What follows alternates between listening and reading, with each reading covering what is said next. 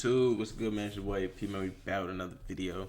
Today we reacting to Diddy facing life in prison after the freakiest federal takedown in hip hop.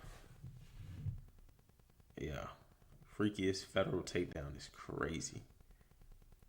But yeah, man, I don't know too much about the Diddy shit. I mean, I heard something about some baby oil, like hella baby oil being found. That's I don't know what the fuck. What they said he had like 100 gallons of baby oil and 2 ARs or some shit. Nigga, what the fuck? That sound like a freaky situation, my nigga. Hold on, man. Let's get into it though. Like, comment, subscribe, all that good shit, bro. Today I'm announcing the unsealing of a 3-count indictment charging Sean Combs with racketeering conspiracy, sex trafficking, interstate transportation for prostitution. Combs is dangerous and poses an ongoing threat to the safety of the community. When Combs didn't get his way, he was violent. Mr. Combs is a fighter. He's going to fight this to the end. He's innocent. We knew this was coming. His spirits are good. He's confident. He's not guilty. He's innocent of these charges. Damn, Diddy. Back at it again with the freak shit. Okay. On Monday, September 16th, 2024, the feds made their move, taking Sean Diddy Combs into federal custody inside the lobby of a Manhattan hotel. His arrest would come 10 months after multiple allegations of freak nasty abuse. Cassie would be the first to file a lawsuit accusing Diddy of savage beatings, rape, drugs, the list goes on. Well, the very next day after the lawsuit went viral, Diddy, Diddy's lawyer, and Cassie settled the lawsuit with the terms to be kept confidential. Of course. The speed of probably paid her for sure. Paid her some money. How fast the lawsuit ended pretty much answered everyone's question as to did he do it. In the following months, both women and a man would come forward with more deviant allegations. Homeland Security would strike, conducting early morning raids on Diddy's Los Angeles and Miami mansions. Following the raids, a video of Cassie being assaulted by Diddy would take the internet by storm, as the lawsuit alleged Diddy paid $50,000 at the time to make the video disappear.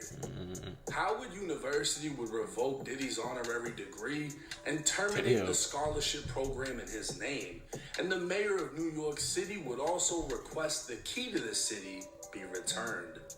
It would appear Diddy knew what was coming, as he traveled back to New York City, checking into a hotel on September 5th in anticipation of the indictment. Just 30 minutes before the feds took him into custody, Diddy could be seen laughing and mingling with fans in Central Park. At one point, he'd even meet with his lawyer on a park bench. It would appear Diddy was taking it all in. Pause. As he knew this may be the last time he sees the city he ran for the last 30 years. The unsealed indictment would reveal Diddy has been hit with racketeering conspiracy, sex trafficking by force, fraud, or coercion, and transportation to engage in prostitution. The feds would allege that for decades, Diddy abused, threatened, and coerced women and others around him to fulfill his sexual desires, protect his reputation, and conceal his conduct. To do so, You've worked hard to get here, but you're not done. You're ready to earn your spot in one of Centera College's highly respected programs.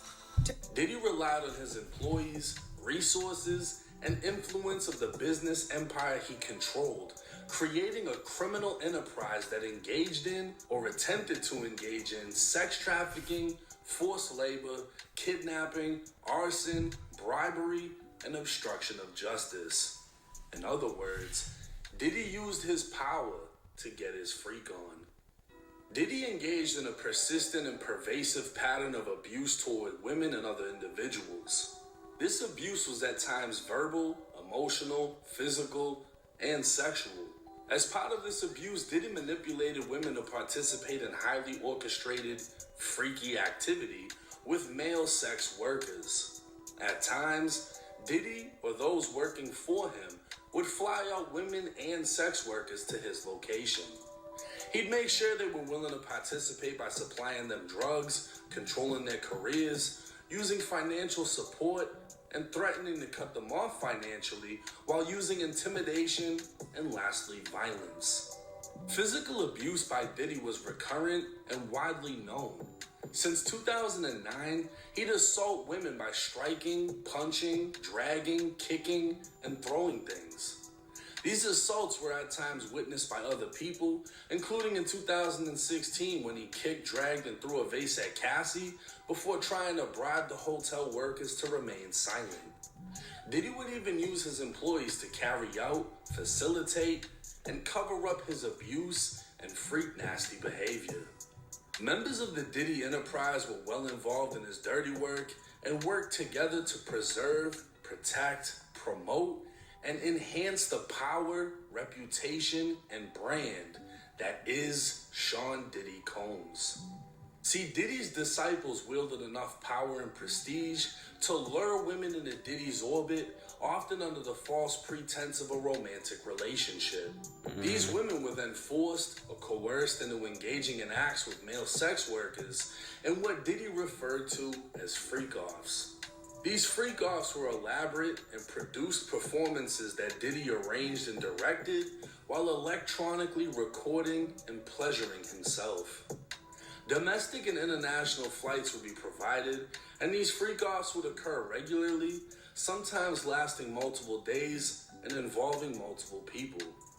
Diddy distributed a variety of drugs to keep his victims obedient and compliant. Sometimes unbeknownst to the victims, Diddy kept videos he filmed of victims engaging in such acts with sex workers, and when the freak-offs were done, Diddy would provide IV fluids to recover from the physical exertion and drug use. Diddy's disciples would often book hotel rooms, stocking them in advance with the required freak-off supply list. The list would include drugs, baby oil, lubricant. Look, there go the baby oil I was talking about. Let's see if something about 2 ARs in this motherfucker too. Extra sheets, and lighting. During the raids of Diddy's mansions, law enforcement seized various freak-off supplies, including drugs, over 1,000 bottles of baby oil, and lube. They'd also seize firearms and How much various freak-off supplies, including drugs, over 1,000 bottles. 1,000 bottles of baby oil. Just let that sink in. Nigga. I don't even got one. Most niggas don't even got one bottle of baby oil, my nigga. What does somebody need with 1,000 bottles of baby oil? Of baby oil and lube. They'd also seize firearms and ammunition, including 3 AR-15s with defaced serial numbers, one of which had a drum magazine. The feds are using 16 years worth of dirt to essentially bury Diddy inside of a federal prison, and in a desperate attempt, Diddy's defense team proposed to put him on home detention with a $50 million bond secured by his Miami mansion. But the feds would give 15 pages of reasons why the judge shouldn't allow it. The letter would highlight much of what the They might take that 50 million now. The sad part about it, they might take that 50 million. Indictment states, including one freak-off in 2012, which Diddy had to pay $46,000 to cover the damages done to a New York penthouse. In 2011, Diddy and a conspirator kidnapped an individual at gunpoint to facilitate breaking into and entering the residence of someone else. 2 weeks later, Diddy's disciples set fire to that person's car by slicing open the convertible top and dropping a Molotov cocktail inside the interior. Since 2008, allegations of Diddy's violence against women has been reported in the public media, but more recently, there has been an outpouring of allegations dating back to the 90s. The weapons recovered inside of Diddy's home are also a federal concern. While 6 legal weapons were found stored in safes, 3 AR-15s were found with defaced serial numbers, making them very illegal. A drum magazine loaded with 59 rounds of .223 ammo was found in his Los Angeles mansion, where high-capacity magazines are very illegal. Oh, that shit is illegal. To make a long story short, LA, you can only have like 10 rounds, like 10 round mags or something like that. Damn. The Fed said Diddy's dangerous, has a shitload of money, and is definitely a flight risk. So the judge denied his bail. As of now, Okay. Diddy resides in a not-so-luxury concrete cell within MDC, Brooklyn, a federal facility that holds over 1,700 inmates of all calibers and has been home to many big names from rappers like 6ix9ine to mob boss John Gotti. It can be expected that a ton of new information will keep coming out regarding this case, possibly more charges, and even more arrests. It's also likely that Diddy may have some information he's willing to share in order to secure his freedom. So while the industry has turned their backs on him, many may be sweating, knowing what they did. It's common knowledge that there are a number of top-tier universities in Virginia, but there's one that's different from the rest. A world-class university so in Diddy's darkness on him, many may be sweating, knowing what they did in Diddy's darkness is about to come to light. And as for Diddy, he's facing a minimum 15 years and up to life in federal prison.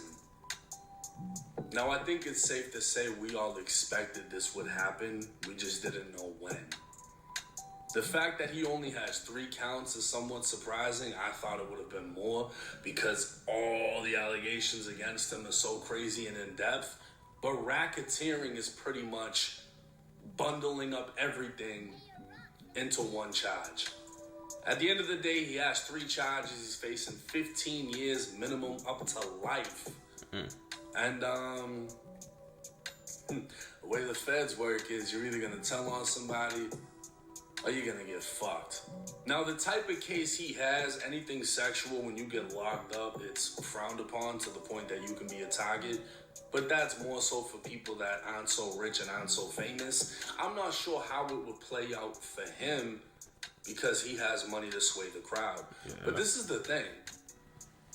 They may also come for the money. They may come for his properties. Freeze them assets. They may come for everything. And if they're able to take away his means of defense and making things happen, they're taking away his power, which is going to reduce him from a music mogul to a famous person with not so much money. But what I think is going to happen and what I know is going to come to light is a lot more names, a lot more people, possibly more arrests, a lot of people falling back. And, you know, Diddy has a lot of information on people. This shit's kind of similar to the Epstein shit when he was bringing people to the island, except Diddy was doing this shit over here. You're flying people through, you're recording them, you're giving them drugs, whatever. Now Diddy, his life is on the line. We're going to see how desperate he gets. We're going to see how desperate other people get. We don't know how deep this is going to go, and this is only the beginning. Guarantee it won't be the last video I make on it, as the updates are just going to come rolling in. But let me know y'all's thoughts and comments in the comments section. It's 1090 Jake. Man, shout out to 1090 Jake again, man. Yeah, 1,000 bottles of baby oil, 3 ARs. Sounds like a freaky situation, my guy. But he might start. Damn, I gotta stretch. Yeah. Oh, if I made anybody yawn, man, you know what I'm saying? Drop a comment, my nigga. Stupid ass. What was I about to say? Damn. Yeah, the 3 ARs. And he might start snitching. And that shit gonna reduce the time like a motherfucker. Especially if he got some real, like, dirt on people. But if they freeze his assets, my nigga, like, you know what I'm saying? Take his homes, freeze his bank accounts, all that shit. Lawyers ain't gonna get paid. That's gonna be hard. That's gonna be tough. He gonna be, you know what I'm saying? I was about to say something crazy. But, yeah, man. Leave a like, comment, subscribe, man. Go check out my other videos. Go pop up in one of these corners, man. Turn on that post notification bell so you alerted every time I drop. Appreciate you for watching, man. It's your boy AP. I'm good.